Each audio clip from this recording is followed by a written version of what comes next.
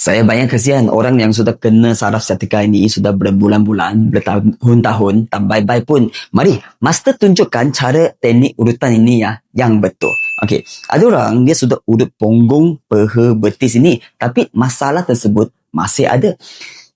Sebenarnya dia hanya disengit sikit saja tau. Okey, ada pesakit dia bilang dekat bahagian sini dia banyak sakit tau. Okey, so kita pun nak urut-urut sini. Tetapi kadang-kadang betul, saraf sciatica tu dari pinggang, punggung melalui peha sini sampai ke tapak kaki. Tapi ngam-ngam ini tempat you urut dekat atas saja, betul tak? Kadang dia dekat sengit dekat sini. So, you urut dekat atas, memanglah you tak jumpa problem tu.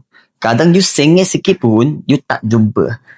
Sebenarnya, you kena berdiri dekat bahagian sini, you kena gunakan tempat yang tajam, sudah tekan dan tarik keluar.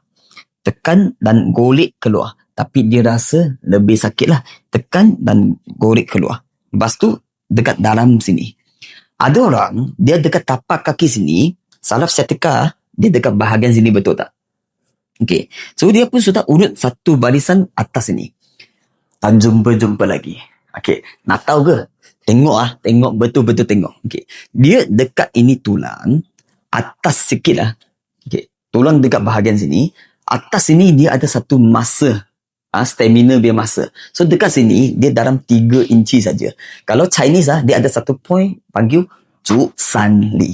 So dekat bahagian sini kita gunakan siku, tekan kiri kanan. Lepas tekan kiri kanan. Yang penting kita punya tangan kena tarik sini, support sikit. Tekan kiri kanan. Okey, ini tempat selalu menyebabkan kita punya kaki rasa lenguh dan kebasmia. Kadang dia tak semestinya adalah masalah urat sciatica.